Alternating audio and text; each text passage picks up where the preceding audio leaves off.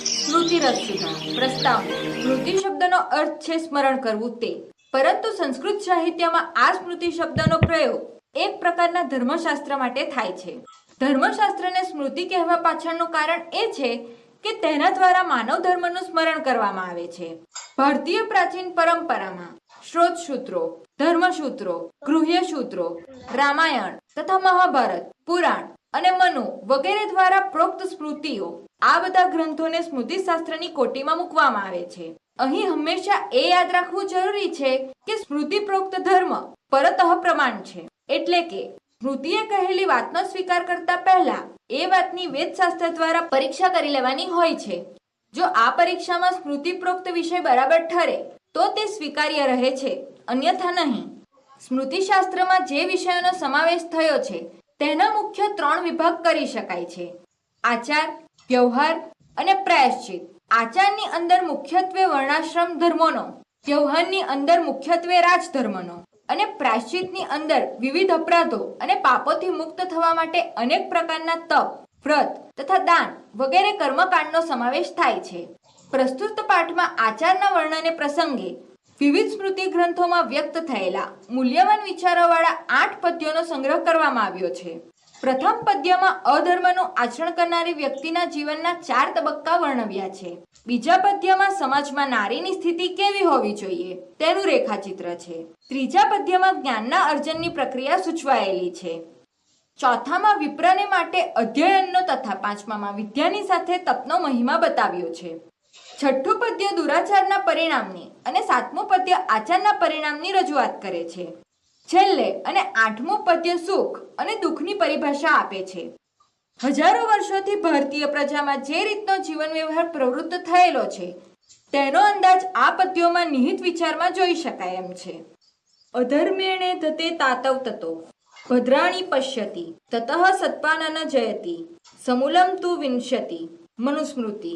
અધર્મથી પુરુષ પહેલા સમૃદ્ધ થાય છે, પછી કલ્યાણને જુએ છે, પછી શત્રુઓ પર વિજય મેળવે છે, છેવટે તે પરિવાર સહિત નાશ પામે છે. સદા પ્રહશ્ચા ભાવ્યમ ગૃહકાર્યેષુ દક્ષ્યા સુસંસ્કૃતો પરકશ્યા વ્યયે ચામુહક્ત હસ્યતા. મનુસ્મૃતિ. નારીએ હંમેશા પ્રસન્ન, ગૃહ કાર્યોમાં કુશળ, સુસંસ્કૃત, સાધન સામગ્રીને સ્વચ્છ રાખનારી અને ખર્ચમાં કરકસરયુક્ત બનવું જોઈએ. વેદસ્વીકરણમ પૂર્વ વિચારોન ભષ્યનમ જપ તદ્યાનમ ચેવ શિષ્યેભ્યો વેદાભાષ્યો હિ પચ્યતા. વેદોનું અધ્યયન 5 પ્રકારનો છે. પહેલા વેદોનો સ્વીકાર કરવો, મનન કરવું, અભ્યાસ કરવો અને જાપ કરવો. ત્યારબાદ તે જ્ઞાનનું વિદ્યાર્થીઓને દાન કરવું. યથા કાષ્ઠમયો હસ્તિ યશ્ચ ચર્મમયો મૃગઃ યશ્વો વિપ્રનિધિનાય યત્રસ્તે નામધારકા. વશિષ્ઠ સ્મૃતિ. લાકડાનો બનેલો હાથી, ચામડે મળેલું હરણ અને જે વેદવેદાંગ ન ભણેલો વિદ્વાન હોય એ ત્રણેય માત્ર નામ ધારણ કરનાર છે. યથાત્મનમ મધુ સંયુક્તમ મધુવાનેન સંયુક્તમ એવં તપશ્ચ વિદ્યા ચ સંયુક્ત ભેજનમ મહત. વશિષ્ઠ સ્મૃતિ. જેમ મધથી યુક્ત અન્ન કે અન્નથી યુક્ત મધ હોય છે એમ વિદ્યા વડે જોડાયેલું તપ મહાન ઔષધ છે. દુરાચારો હિ પુરુષો લોકે ભવતી નિંદિતઃ દુઃખભાગી ચ સતતમ વ્યધિતોલ્યારેવ ચ. મનુસ્મૃતિ. દુરાચારી પુરુષ જ સંસારમાં નિંદાપાત્ર બને છે અને વળી તે નિરંતર દુઃખ પામનાર છે, રોગી રહે છે અને ટૂંકા આયુષ્યવાળો જ થાય છે.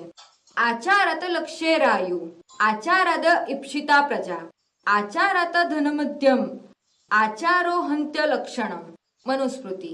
સદાચારથી મનુષ્ય આયુષ્ય મેળવે છે, સદાચારથી ઈચ્છેલા સંતાનોની પ્રાપ્તિ થાય છે, સદાચારથી અખૂટ ધન મળે છે અને સદાચાર અપલક્ષણનો નાશ કરે છે. સર્વ પરવંશ દુઃખમ સર્વ મામત્વંશમ સુખમ એક દ્વિધ્યાત સમાસેન લક્ષણમ સુખ દુઃખયો. મનુસ્મૃતિ.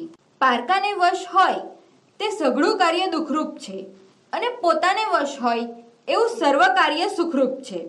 સુખ અને દુઃખના આ લક્ષણ સંક્ષેપમાં જાણવા જોઈએ.